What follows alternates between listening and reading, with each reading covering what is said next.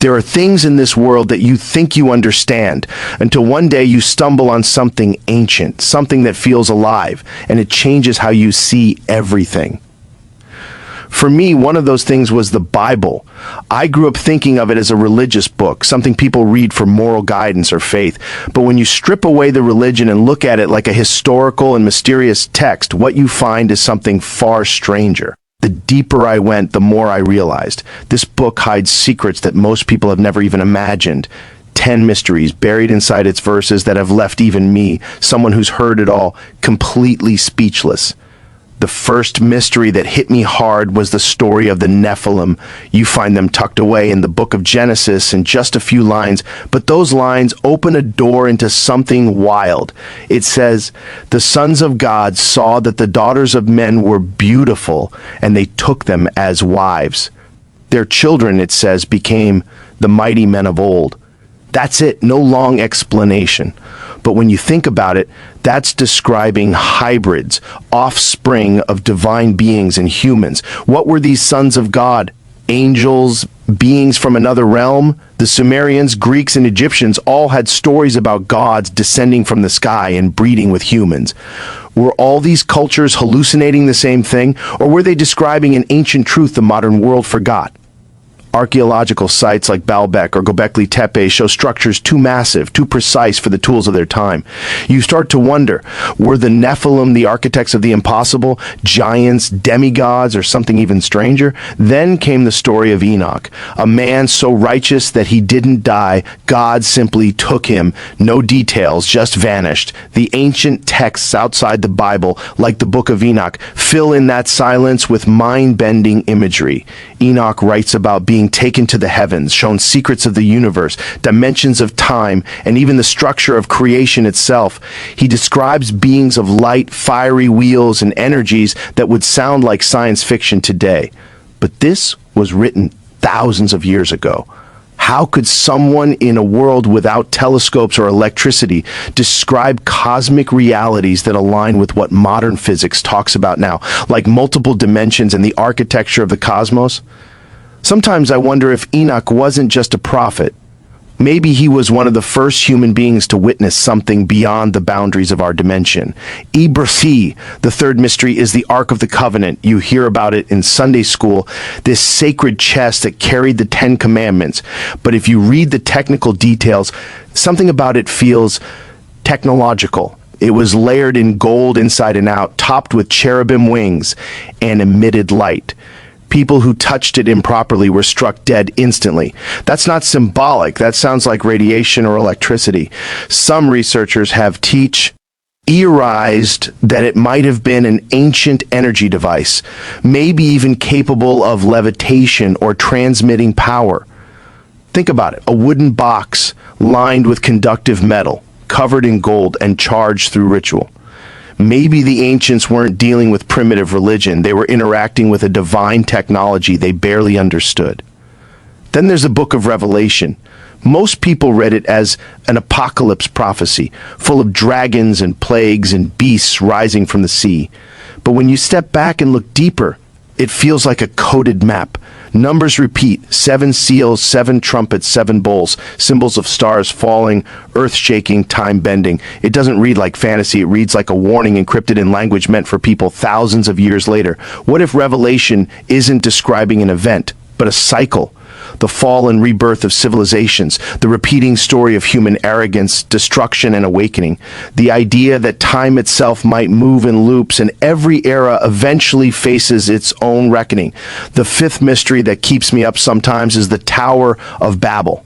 Humanity united under one language, building a tower to reach the heavens. God stops them by confusing their speech. Most people think it's about human pride, but what if that story is describing the fall of a once united global civilization? Ancient legends across the world talk about a time when all humanity spoke one tongue. Then, suddenly, everything fragmented. Languages, cultures, even memory. The ruins of ancient cities, Machu Picchu, the Great Pyramids, Angkor Wat, show engineering that still can't be replicated today. Maybe the Tower of Babel was real. Maybe it wasn't a tower, but a symbol for technology, knowledge, or even consciousness itself, something humanity tried to access and lost. Then there's the mystery of the Star of Bethlehem, a light that appeared in the sky, guiding wise men to the birthplace of Jesus. Astronomers have tried to explain it. Planetary conjunctions, comets, supernovas, but none fit perfectly. What if it wasn't a star at all? Some ancient writings describe the light as moving, stopping, and leading them. Behavior that sounds almost intelligent. Could it have been something beyond celestial, a divine signal, or a craft not of this earth?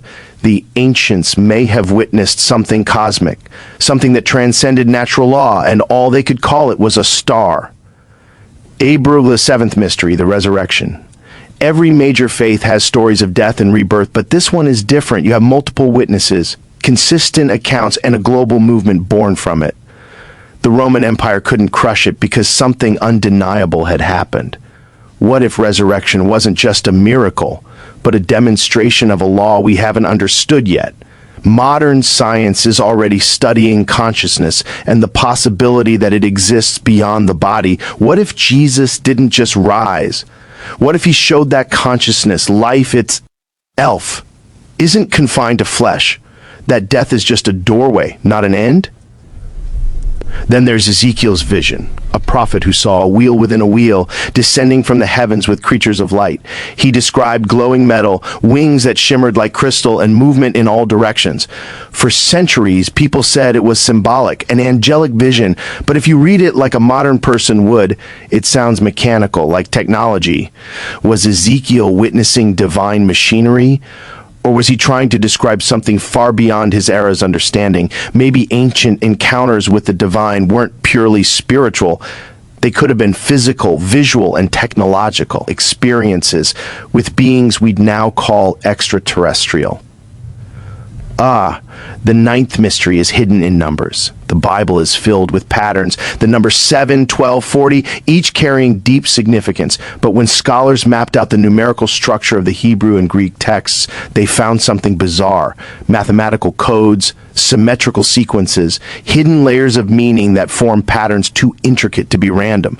Some suggest that the Bible isn't just written, it's programmed. Every letter, every number fits into a framework like a divine algorithm, a design woven into language itself. If that's true, it means the book wasn't just inspired by a divine source. It was built like a digital construct of cosmic information long before computers existed. And finally, the 10th mystery, the origin of creation. The Bible begins with the phrase, "Let there be light." Science says the universe began with an explosion of light and energy. The Big Bang. Somehow, a text written thousands of years ago describes the same sequence, light first, then separation of waters, which could symbolize matter and energy, then land and life. It's not just poetic, it's precise. How did ancient writers, with no telescopes or physics, capture the essence of cosmic evolution so perfectly? Maybe creation wasn't a one-time event. Maybe let there be light is still happening right now, an ongoing expansion of consciousness, an energy that never really stopped. When you look at all these mysteries together, something strange emerges. The Bible stops feeling like a book of religion and starts feeling like a code of reality. It talks about beings of light, dimensions, mathematical precision, energy, consciousness, and creation itself. It's almost as if ancient humanity knew something profound, something that science is only now beginning to rediscover. Maybe the ancients didn't separate science and spirit the way we do. Maybe they saw them as the same thing, and that realization leaves me speechless. Because the Bible, for all its interpretations and debates, might not just be a record of divine history. It could be a record of human awakening. Each story, each parable, isn't just about what happened, but what's still happening. It's like a map of the human journey, from ignorance to understanding, from chaos to cons. Iousness, When I think about the Nephilim, Enoch, the Ark, Revelation, Babel, the star, the resurrection, Ezekiel's vision, the number codes, and creation itself, they all point to one thing. There's more to existence than we see. Maybe the divine isn't somewhere far away. Maybe it's woven into everything, our DNA, our sky, our stories, even our technology. The Bible isn't trying to make you religious. It's trying to wake you up. Hebrew, and that's the part that gets me every time, because when you read it not as a believer, but as a seeker, it doesn't give you answers. It gives you doors that lead you into the unknown. And maybe that's what faith was always supposed to be, not blind belief, but the courage to keep walking through those doors, even when you don't know where they lead. That's why I say the Bible's greatest mystery might not be hidden in its pages. It might be hidden in us. The part of us that still wonders, that still searches, that still looks up at the night sky and feels that pull, the same pull that made the ancients write those words in the first place. Because at the end of the day, maybe we're not just reading the Bible. Maybe in a way the Bible is reading us.